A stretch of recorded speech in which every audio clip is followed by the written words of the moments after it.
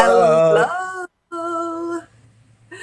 Hey, community, you know how we do. If you're just now tuning in, you're tuning into Hidden Treasures with Ayanna and Morris, the eclectic Christian perspective. And you know, we come to you sometimes right there in the booth. Sometimes we're coming to you virtually. So we may look different, but it's the same show, same people loving you and talking to you. Right. So we are in the house. I'm going to put it out there real quick. 914-969-6499. If you want to call in, make your voice known. We want to hear you. Join the conversation because it's not just about me and Morris. You are the third host, and we love to hear from you as well. For those that are wondering, we are about to go live on Facebook Live as well, so you will hear us on Facebook Live. But Mo, what's going up? How you feeling? Nothing much. Looking forward to this conversation tonight because, we always bring you all great conversations, but a lot of the times, Ayanna can attest for it, these are real life scenarios for us. It's not just stuff that we are Seriously. asking. Yeah, we're not just giving advisement, but sometimes we are processing, pun intended, we are processing what we actually are going through ourselves. And so I'm excited to dig into this conversation because I need to know what's going on with my life. I got to get my life too. Can we talk? Can we talk? So if you're listening on In the Mixer Radio, if you are on the Facebook Live, I just feel the conversation is about to get deep. It's going to get hot and heavy, and there are going to be treasures revealed because God never leaves us without a treasure. So get your fingers ready to type your comments and your voice ready to make those calls because we want to hear from you. Absolutely. So are we going to our video? I think we're going to our video, which our What's Happening Now video. We're going to go. We hope that you all are tuning in and watching that. If you're watching late, roll back and check that out real quick, and we're going to come back with our conversation. A grandmother asks a bunch of teens at a pool party to please lower the music. Out of nowhere, this happens. And then the teen has the audacity to drag her to the pool and throws her right in. The video was so shocking, it made national headlines. A viral video showing a teenage boy violently body slamming a woman. Then tossed into a pool during a rowdy party in Florida. But whatever happened to that young man and the 68-year-old granny? Balfour. Here he is, 16-year-old Leon Balfour stepping into a juvenile court in Fort Lauderdale, Florida to face justice. Presiding over the sentencing, no-nonsense judge Elijah Williams. Put that chair back where it goes. And look who's also there, Nancy James, the grandmother he threw into the pool. Anybody who thought it was just a harmless stunt might have had a different reaction had they known Mrs. James had recently undergone hip and heart procedures. What he did was a very cruel thing. Very cruel, very inhumane.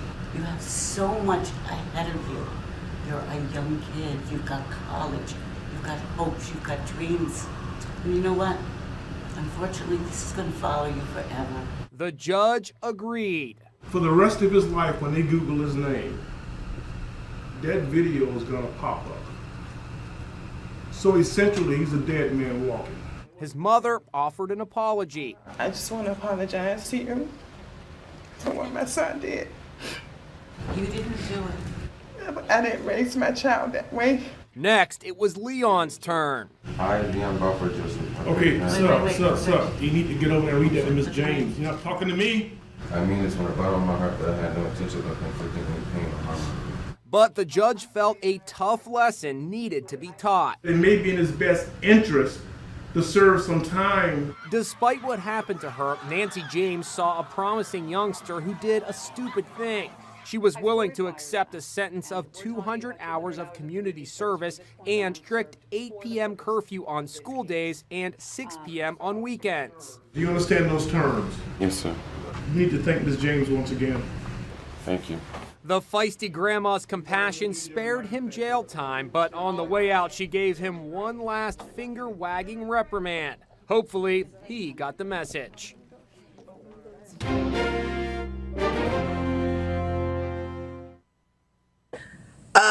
Morris, what say you? I'm gonna let you comment to that first. Well, I actually have a lot to say. So I think that video there's so many different points to extrapolate from that video. Number one, it's, we can state the obvious. It is disheartening to see that someone would be so cruel to do what we saw in that video. The idea that people can be so disrespectful to anyone, but specifically to people who are our seniors, who, I don't think she wasn't asking an unreasonable request. It looked like you can see the party had gotten out of control, quite loud. She wasn't asking for anything that was, like she wasn't tripping in any way. Let me say it that way. And then for him to kind of do what he did was like was very outrageous. Now, I also don't think that he realized how far that was going to go either. It kind of, you kind of know how these things kind of work sometimes, but it's no excuse whatsoever. But to see her go to the court and to speak to him in the way that she did, I thought it was a perfect example of mercy, of forgiveness, of love. I thought all of that was all there.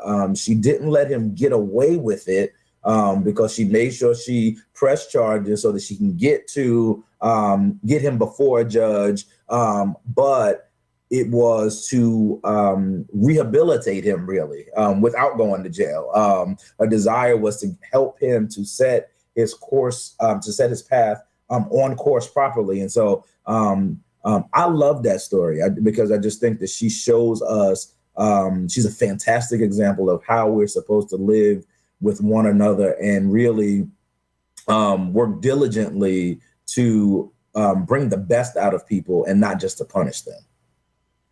Exactly. And that's really the reason why, Mo, I think we're showing this to the people is specifically two things. There's been this increase in attacks against elderly people. And I think I wanted to make sure that we brought awareness to our community about that as well, that there are a number of robberies and things that are happening to our elderly, that they're being targeted and they are being preyed upon. And with me having elderly parents or knowing other individuals who have elderly parents who have contributed so much to community, that's a great concern to me that they can't walk freely because they're being targeted. Then secondly, the other side of it was to then show in the midst of something that I yet am able to understand, because there's so many feelings that brought up in me that I wasn't even sure I am sure I would not have done what she did. And the fact that she demonstrated such mercy and compassion, that it just demonstrates a love and concern for humanity and rehabilitation on a whole nother level. So I think sometimes that's the very thing that we need to be aware of. That's the very thing that we need to be concerned about. That's the very thing that we need to be able to demonstrate. And I think that's an example of being in process, because there's a lot of us, and that's today's topic, I know, but a lot of us would not be able to show that type of compassion and mercy in a situation that was so violent. Yeah, I think there was another point that I wanted to make about this whole thing, which is I lost my point that quickly. I lost my point because I'm hoping that we can get live soon. That's what I'm really hoping. So I was trying to do that at the same time. But the thought that I had was about a comment that the judge made, which kind of put some things in perspective once again. He said, every time someone looks up your name for the rest of your life, you will be associated with this. And that was like, whoa, it was mind blowing for me, because I think especially our young people are not thinking about the repercussions of their social media presence and the fact that when things are in cyberspace, they don't just disappear, but they remain. And you cannot control one out there. You do not get to control the narrative. You do not get to control how many people see it, where they share it. You do not get to control what the end result is of people actually viewing that. There are jobs potentially lost. There are schools that you potentially may not get into. There are there are dating scenes that you may like. There's somebody that you might be attracted to. They come across that video. It's like, nah, all bets are off. because I am now going to judge you based on what I see. And so I think that it's a word of caution to us, just kind of how we live our lives openly, because you never know when people are recording anymore. And just even the things that we record and decide to share ourselves, we need to be really careful, because once it's out there, you can't take it back. Yes. And I think that's true. And that's huge. And if anything, I want people to take away from this What's Happening Now segment that this is exactly what's happening now. Not just the attack against elderly, not just the fact that there are still some that are able to show mercy and compassion, but that once we put things out there on internet, which people do, internet is like people's diaries now. It's, posts is like open confession for individuals, that it belongs to the internet. And people can always find it. And please know, yes, people have been turned down from colleges because of things they put up on social media, on their personal pages.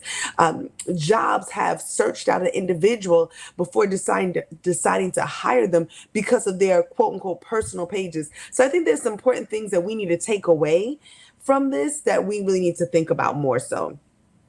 So absolutely. That's what's happening now. And hopefully you all have some chance to, a little bit later, you can make comments on YouTube. If you haven't subscribed to us on YouTube, you can. Or later on our Facebook community, we would definitely share this onto our page as well, that you'll be able to make some notes about that as well. But with that being said, we are going to go to what's happening in the community, because there's some things happening. And if your event hasn't been announced, you know what it is. You did not send it to us, but you can send your event, if it is in alignment with the vision of Hidden Treasures, to hiddentreasuresam@gmail.com. We want to promote what it is that you're doing. And I know there were some people that were doing some things. I was thinking, hey, I want to promote that on our show. And I don't think they ever sent me the JPEG. But with that being said, in the future, we would love to promote what it is that you do. So let's take you to what's happening in the community. There's going to be some flyers that's popping up on now. So we have been announcing this for some time, and we're getting closer and closer to the date. It is this Friday. It's called Wrath Room, the explanation, excuse me. I mean, I'm intrigued. His wrath, his grace, #you choose. I can guess what it might be about, but I'm really kind of curious. So if you are 16 and up, you are definitely free to attend. I believe, Morris, you said this is an event that's starting at 7 or 7:30? 7:30. So 7:30, so individuals can feel free to come on out. You can email J Moody or A Davis at rehobothny.org for more information. Bring out your friends. Don't go by yourself. I mean, you can, but go out and support. This is going to be an awesome, awesome event. We're also going to take you to the next flyer, which is going to show you there is still time to purchase your tickets to the Worth the Wait Symposium, Sex God's Way. This is for audiences ages 14 and up. So it's not a youth conference. It's not a women's conference. If you're single in any way, shape, or form, this is for you. So it's going to take place in New Rochelle at 128 Winthrop Avenue. It's from 9 to 4 on Saturday, November 11th.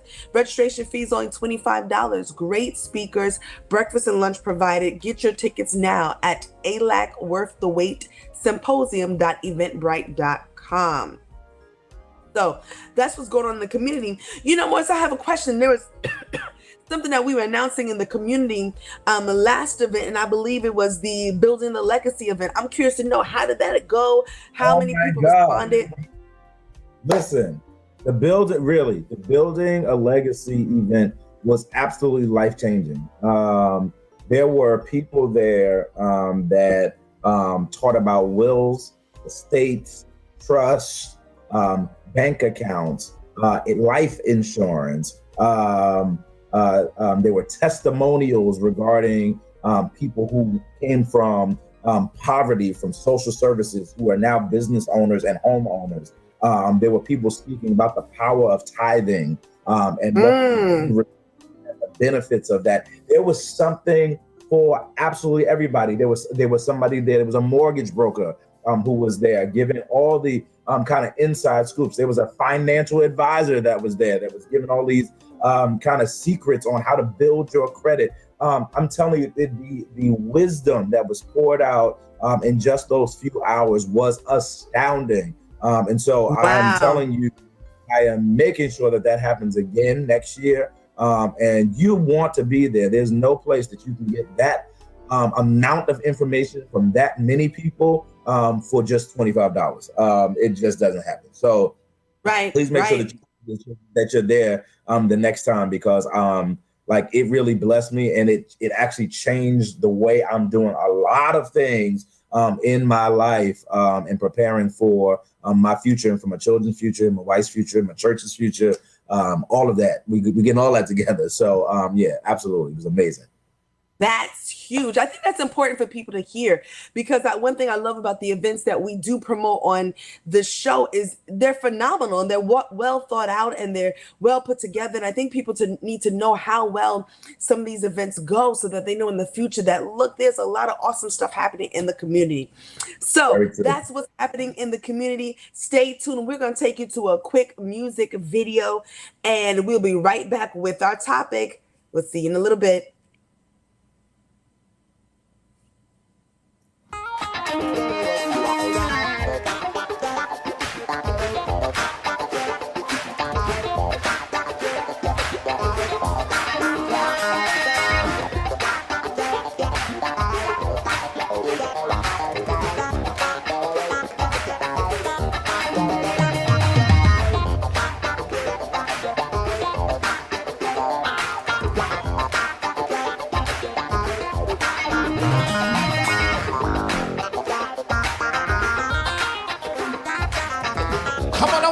Help us to say this. Come on, everybody, say you are Jehovah. You are Jehovah. And I worship you. And I worship you. Say that you are Jehovah. You are Jehovah. And I glorify you. And I glorify you. That there is no other. There is no other God like you. No other God like you. Your name be praised. Come on, say you are Jehovah. You are Jehovah. And I worship you. And I worship you. Say that you are Jehovah. You are Jehovah. And I glorify you. And I glorify. There is no other, no other God like you. Your name be praised. Come on and shout, I am, which was and is to come. You are the Lion, you're the Lion, thy kingdom come, thy will. Set in your train, fill the temple. Some of you are high and lifted up. Your name be praised. Come on and clap your hands up high. Come on and lift up the name of Jesus. Come on, lift him up, lift him up. Come on.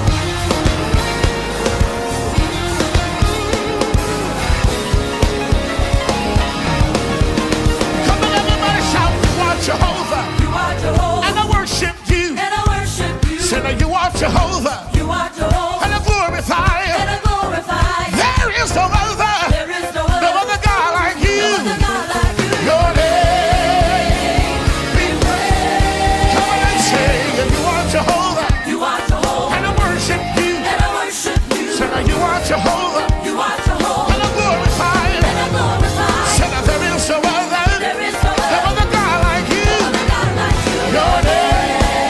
Hey, come on. Everybody shout, I am, which was and is to come. You are the Lion.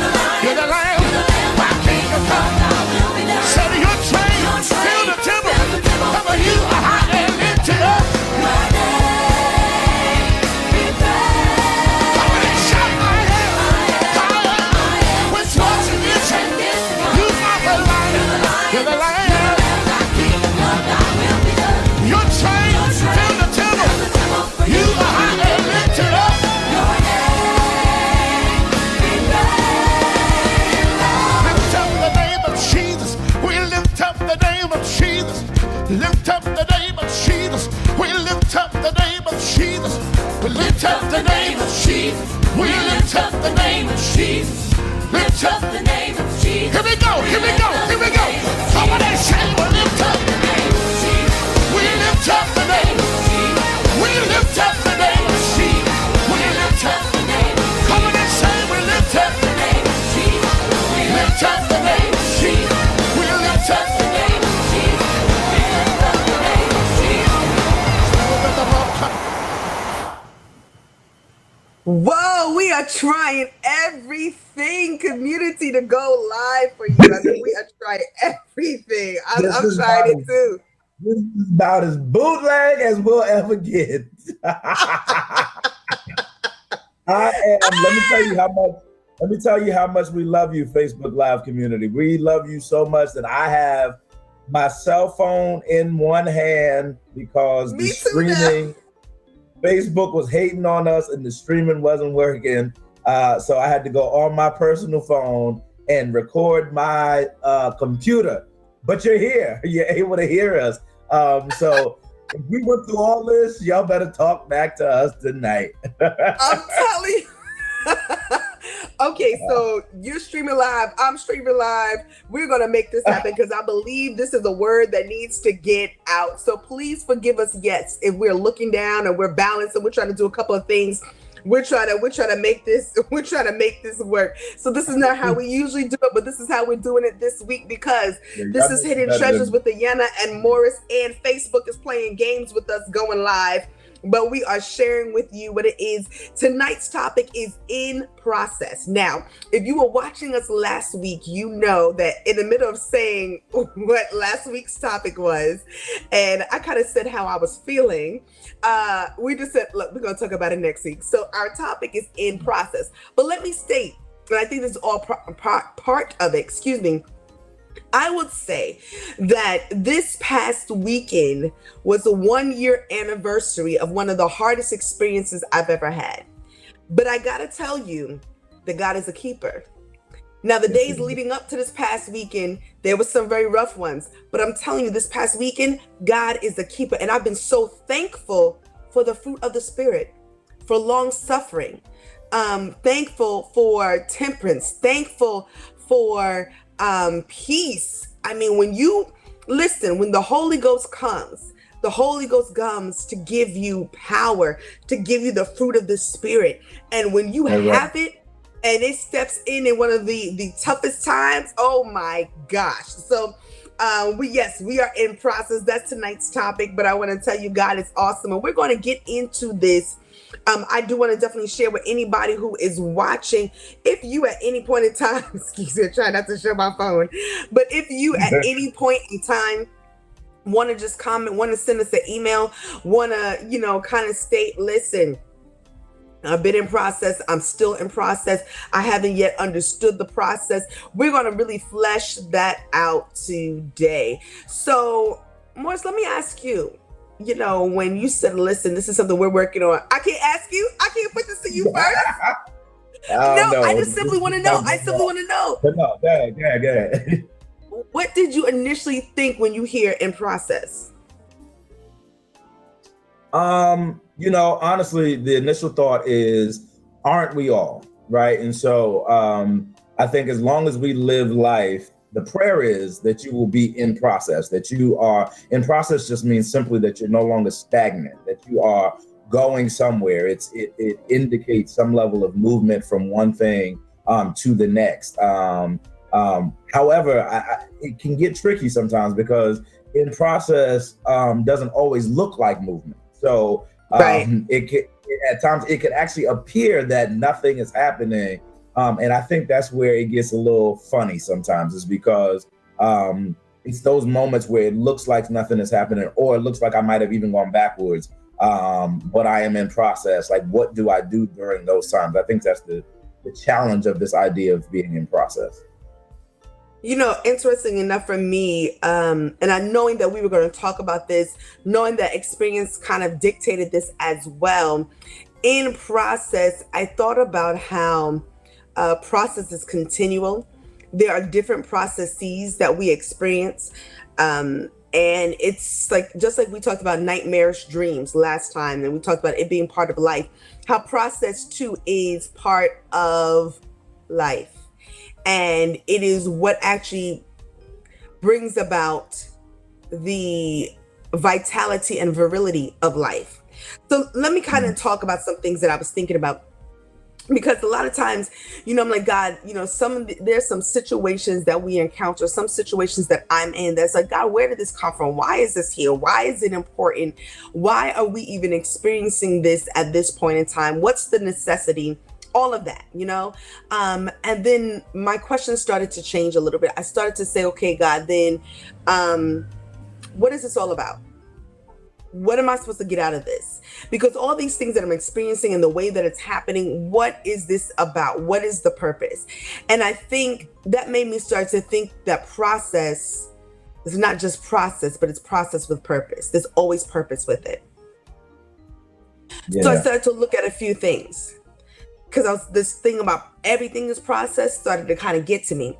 And so I was listening to a message yesterday, and the preacher was talking about, you know, building your house, but talked about the foundation and talked about a lot of things about the house. But one thing my mind started to get on was concrete. And I thought about how my father was trying to make the concrete one day on the side of the house. And he's like, I could do it. I could put it together. And somebody said, well, you know, if you don't mix it like this, or blah, blah, blah, it's not going to come out right. So my father did it anyway. He did the concrete, it dried up, and it didn't come out quite right. He's like, I know, I messed it up. I have to get this redone, right? But then I started thinking about the process of concrete, right? When it's put together with the right things and then it hardens, its foundation lasts forever, right? It becomes what it's supposed to be. It's purposeful. But if it's mixed with the wrong things, if it's too much water, too loose, you know, it is ineffective.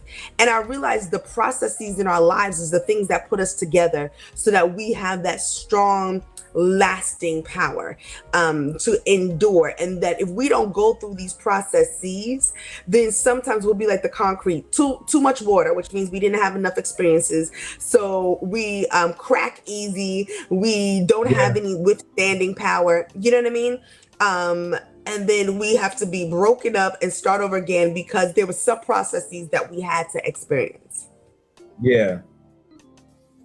I think the thing that we but I think even as you go there, I think the thing that we miss sometimes is that the process is actually the making of you. And so we always look at the process as for a specific goal, right? So the process of buying a house, the process of getting a job, but in the broader sense, the process is about you. The process is about the making of you, the perfecting of you. And without process, you will remain stuck in who you have been for the last 10 years. And there is there is like 10 years ago, the person who I was then was cool for that stage in my life. But if that person was to show up in my present, we would have a problem because the things that God has for me now, like the things that he has for me now, that person 10 years ago could not handle the level of responsibility, the level of even blessing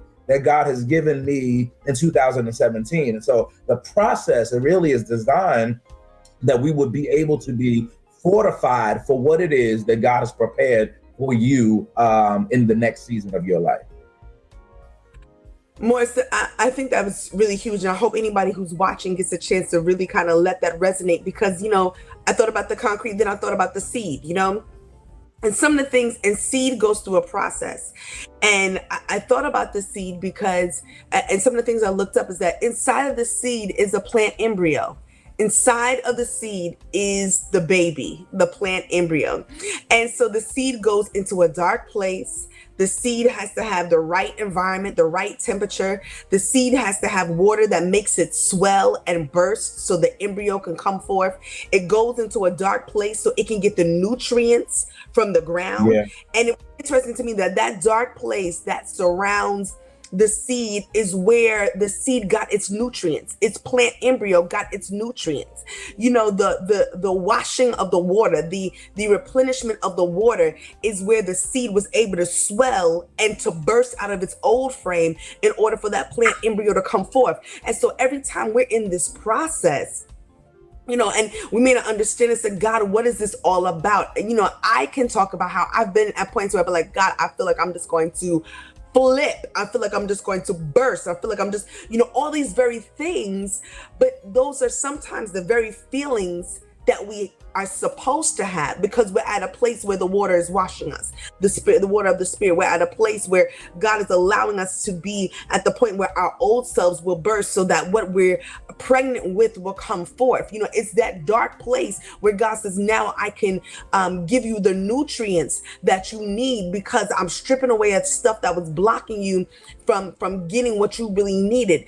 That doesn't feel good when you're in the dark. You know, it's a process, but the benefit is what you get out of it. Yeah, and there's an extreme trust that you have to have during the process. If you are, as you talked about, in darkness, well, whoever's holding my hand in the dark, like, I need to trust that person greatly, that I'm not going to injure myself as I kind of wander around in territory that is unknown to me. And so I think there's an extreme trust in God that we have to have as we go through our process. Otherwise, we'll be tempted to remove our hands and try to feel our own way through. And I think that's where a lot of us are getting stuck, is that we are putting our hand in God's hand. I'm included. And then as soon as it kind of looks like, I don't know where you kind of leading me here, I'm afraid, right? Fear starts to creep in, and then you automatically think that you kind of know better. And so you grab your hand out of his hand, because I'm going to feel my own way through this, because I think that some kind of way I know a little bit better. Now, we don't say that out loud, but we say it in our actions that I'm not quite sure about this direction that you're taking me. And so right now, I'm going to pause on what you're doing, and I'm going to do me for a second, because this right here is a lot. And I think that that's where we kind of go wrong, because as you remove your hand, he knows the way that we should take, right? So as you remove your hand from his hand, right, there's some bruises and some bumps and some stumbles and some falls that are waiting for you if you remove your hand from his hand. And that it's hard to fully trust the plan of God. But when you recognize that God is God, and you recognize how limited your vision is, you'll put your hand in his hand while you're walking through that dark. And, you know, the very thing that makes us scared of the process and makes us to take our hand out of God's hand is the fact that we can't see. And so, no, you may not be able to see. And I love when people say, when you cannot trace his hand, my sister said it best, you know his heart. And in the same thing, in that dark place, you're holding on to the hand of God, and you may not be able to trace his hand. May not be able to see what you're holding on to, but you know that you're resting in the hand of our Father. You're resting in his hand, and that we know the heart of God. And so if God places you as that seed into that dark place, it is because you're receiving the nutrients, you're growing, you're being nourished, so that you can bring forth what he has placed to you, because he can see what you don't see. He goes where you cannot go. And the moment we do take our hand out of it, and I think we get overwhelmed by what's around us, the inability to see, the inability to get out of, and Morris, your experience may be different, but I know the part of the process I was struggling with was the inability to get out of. When am I getting out of this? When will these feelings cease?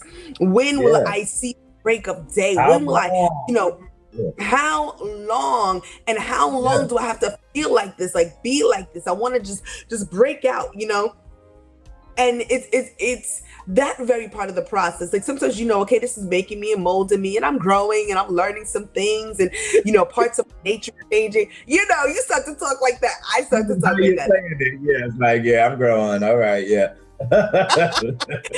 everyone encourages you. Yeah, this is for your good, but you're like, yeah. But okay, in the darkest moment when I cannot see and it's still dark, like, can you imagine? This is the funny thing. When we walk in the darkness, we walk to eventually get to light. We walk to eventually get to the light switch, to eventually open a door where there's a light. Well, what happens when you're walking in that dark a little bit too long? So you think, right? Think about stumbling through your house. Let me just walk 2 steps and get to the light switch. Well, what happens when that light switch doesn't go on? So you got to walk more steps. And you're like, wait a minute. I'm in this dark too long, right? Your feelings change. What you thought you knew, what you thought you were comfortable with, now you no longer know. Now you're no longer comfortable with. Yeah, that's the catch right there. What you just ended on, right? What will happen in the process is the things that you really thought you knew, you recognize, like the way I say it, you don't know nothing, right? So you really will come to understand, right, that there were some small things, like Brandon says on Facebook. He said, Lord, y'all don't want to see me 10 years ago. And I feel you, brother. Like, I feel that statement, right? But the thing is, like, when we were stumbling around in the dark for a while, But look now, 10 years later, right? 10 years later, you have the benefit of being able to look back and say, oh, I get it now, right? I get why I had to go through this experience. I get why I had to endure this hardship. I get why I had to endure this pain, because who I am now pales in comparison to who I was 10 years ago. And that pain produced something that was far greater than what it is that I was going through at the moment. I couldn't see it then, but hindsight gave me the ability to see what God was doing the entire time.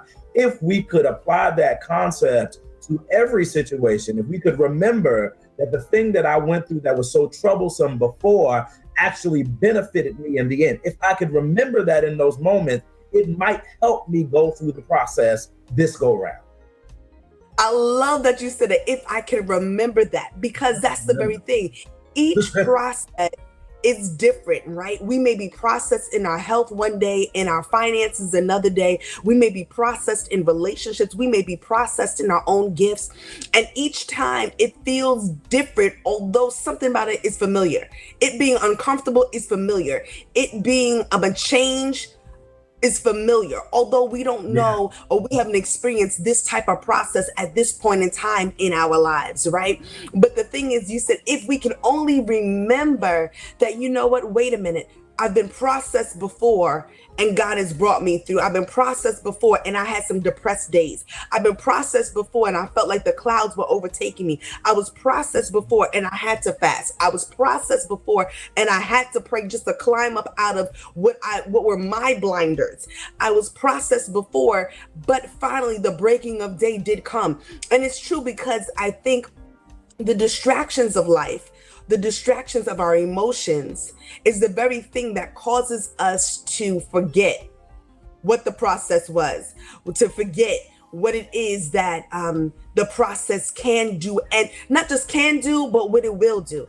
And you know, I speak to myself even now as I speak to those who are watching. I've been processed before. My finances have been processed before, and God always brought me out greater.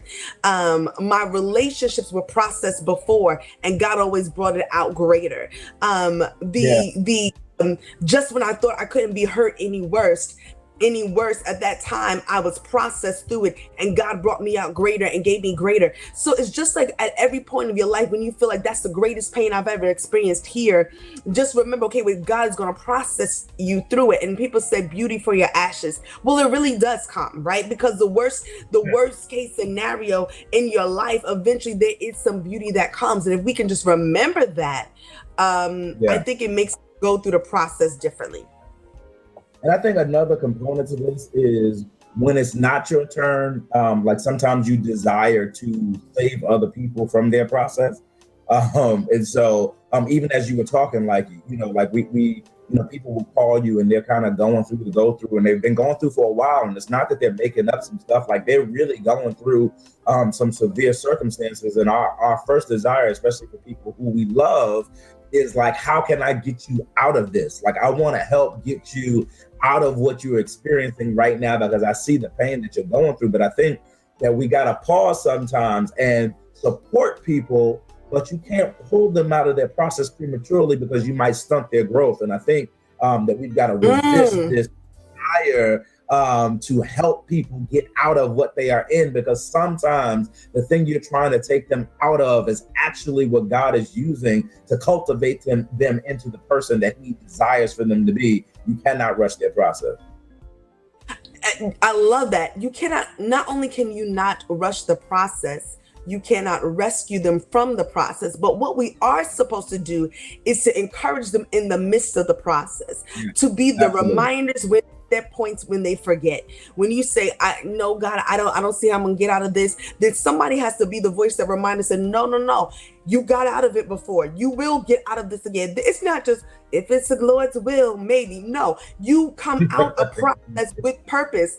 That's the formula. That's the remedy. Every time you come out of this with purpose. So however your purpose, if that report is a process for you, if your relationship is not looking the way you think it should, or that change hasn't happened the way you thought it should, that purpose will come out of that process. It's not a maybe. And so the reminders that we need to do for our brothers and sisters in Christ is, I know it's tough. I know it doesn't feel good right now. You know, maybe I just need to be here and be quiet while you would just, you know, need to vent. But I need to remind you are going to come up out of this, you know, and just understand that. And it might be a wait. I don't know how long your wait is. I don't know if it's a year. I don't know if it's 6 months. I don't know if it's 3 weeks. I don't know if it's a year and a half, how long your wait is, but focus on who you are to become while you wait. And what is it that God will have you to focus on while you wait? And I think that's key as we are watching our brothers and sisters go through similar processes that we went through. But at different points in time, it's not like, okay, I can tell you this and you're going to come out this process. No, I can tell you there's always a purpose in the process. And let me just remind you, you will come out of it. Yeah. Lady Jean Johnson says, I've heard that if you try to help a caterpillar come out of their cocoon, you will kill it. Absolutely, right? Because the process is not complete yet. And if you try to remove something before it's time, you are endangering it. You know, even as you transplant one plant from the next, from one pot to the next, like the timing of that is extremely important because you can damage it if you transport it too soon. You can stunt its growth if you transport it too soon. However, in the same token, you can also stunt its growth if you don't transplant it in time, right? And so everything has a time, everything has a season, and it's our responsibility to navigate through the seasons of life by holding the hand of God. Like without holding the hand of God, like how do you determine when it's time to move from one thing to the next? We don't know. We only know because God begins to give us instruction through the Holy Spirit that allows us to know that now is your time to shift. Now is the time to move. Now is the time to pray. Now is the time to put your face down, to put your plate down. Now is the time, right? He begins to help us to identify where we are in the process so that we can walk in step with God. You said something that I was studying about the plant, and it said, that you have to bury it, right? In order for it to get the oxygen and nutrients from the soil. But if you bury it too deep, it won't get the oxygen. In essence, if you smother the seed, it won't get what it's supposed to get. And you said that, so that just connects to the very thing that you just said. And it connects to the seed the same way. Knowing when to come up out of this thing, knowing when not to be so buried or consumed by what we say is our process. And I mean, it's important to recognize I'm in process. But if your hand is not in God's hand, if you're not recognizing God's movement, he'll be ready to say, okay, now's the time I want to bring you up. And you're still wallowing at a different place. You're allowing yourself being smothered by a process that's not even supposed to be as long as it's supposed to be. That timing thing just blessed me crazy, right? Because there is a time, and you need to know, because sometimes we're like, oh, I'm just waiting on God, but there are some times that God is like, I'm waiting on you, that I have already ended this season in your life, and it's time for you to come up out of what you are in. That yes, I was processing you because I was getting you ready for what was to come, but now is the acceptable time. It's here. Right now is not the time to be processed. Now is the time to walk into promise. And so you need to be able to determine what season am I in? Am I in the season of waiting? Am I in the season of being processed? Or is this the moment that now I take everything that I learned while I was being processed and walk finally into the promise that God has set before me? That is really what the question is that you have to ask yourself. And that takes trust, because if I trust God, I'm going to go where he leads when he leads, and I'm not going to pull back. I'm not going to be resistant. I'm not going to be crying. I'm not going to be burying my head in the sand. It's like when God says, okay, you're ready. I trust you, God. If he says you've been in the process long enough, I trust you, God. If he says wait there a little bit longer, you're like, okay, I trust you, God. And that timing is so true. We don't want to stay in it too long. We don't want to come out of it prematurely. And I think that goes back to our trust. Let me tell you, and when you cannot see your way, listen, when we don't know our way, we trust that GPS, right? We trust it because we don't know the way we go. We get on the road so quickly now because we have a GPS, when before we wouldn't even start driving unless we had a map or somewhere else. We are able to trust. We are beings that are able to trust. So don't believe the lie that I can't trust, or I can't trust, because you do trust something. And so in the same instance, God is my GPS. So therefore, God, I trust you when I don't know where I'm going. If I can do it in my car, and that's a natural sense, I can do it in this spiritual world because I'm a spirit in my being. I'm a spirit in this flesh. So God, I trust you. I'm going to go where you say go. When you say it's time to stop and stop. When you say veer to the right because there's traffic over there, I'm going to veer to the right because that's where you tell me to go. And I think we need to think about, I believe, belaboring the fact that it is a process. When the reality is process is part of life. Like once we get that, we got to keep going. But now it's no longer, don't get stuck there and belabor the fact that you're in process. Start thinking, oh God, what do you want me to learn? When is it time to move? Are you leading me this way? What is it that you want me to discern? What are you plucking up? Okay, God, that didn't feel comfortable, but I trust you. We need to be focusing and being in tune to the one that has us in the process. And we're not in tune because we're wailing about being in the process. But if you know, just like you said, Morris, it's time to walk into the promise. If we know that process came with purpose, that's automatically what it is.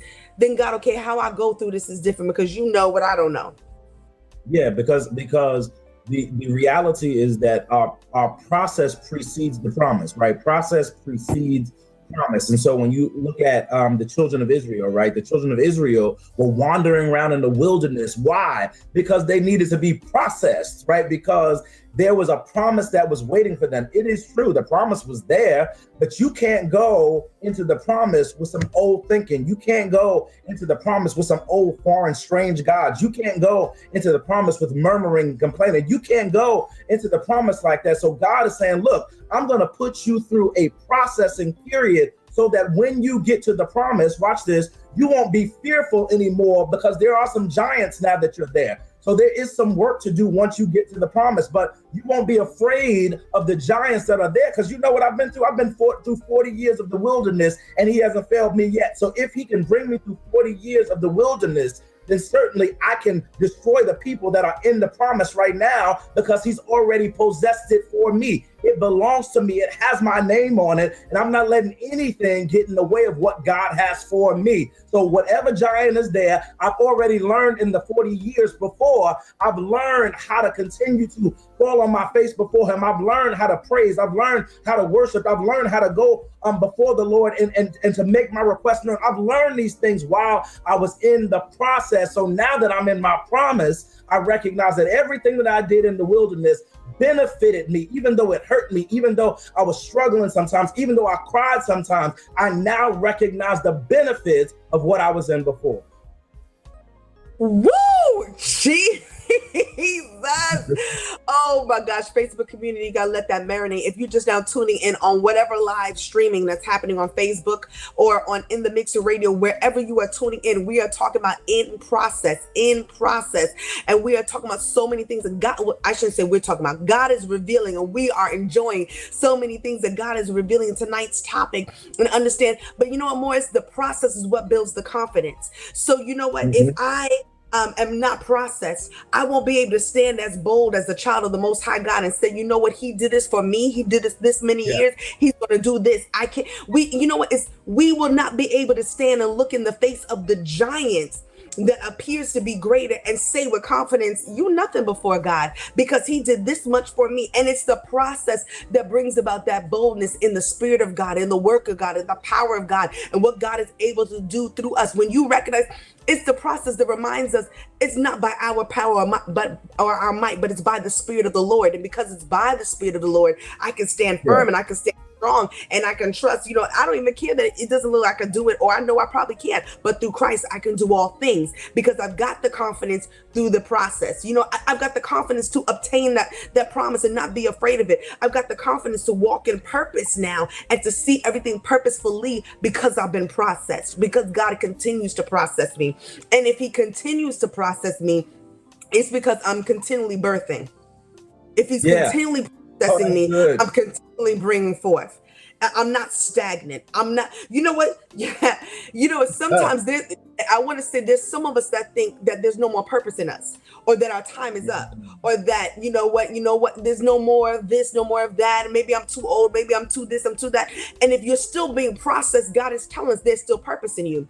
The whole purpose of this, the seed being processed is because it's got an embryo to be birthed. You know what I mean? And then, oh God, and then when the plant is being birthed, it defies the gravitational pull. Do you understand? The plant goes against gravity when it's coming of the seed, when its birth goes against gravity, when it's going through the dirt, it is defying the gravitational pull. So whatever God is going to birth in you is going to defy the very limitations of this world. It's going to defy the very things that the enemy said you should not have been able to do, that realistically you shouldn't be able to do. But God is going to, the process allows you to defy those things. And that's why these things become miracles. That's why these things become, we can stand in awe. We can catch our breath at God, because we said, God, you allowed us to defy something that we thought couldn't be defied, but it was only because we were processed to do so.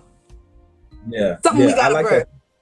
I like that thing that you were talking about with the confidence, because the reality is, it's so funny because the process is actually designed to bring confidence, yet if we are not careful, it actually will do the opposite, right? So it will begin to wear at your confidence, and to begin to erode your confidence, right? Because our trust is in ourselves as opposed to being in the word of God, right? God cannot lie. He said his word would not return unto him void. And so when he begins to speak something over your life, like you don't start to waver because some wind rises. You don't start to waver because some struggles come, but I stand flat-footed on the word of God, trusting that before heaven and earth will pass away, before one word that is uttered out of the mouth of God would fail. Like, God cannot fail. His word cannot fail. He honors his word above his name.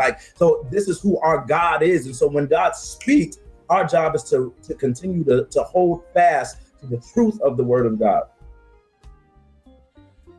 I'm just sitting here, oh my God.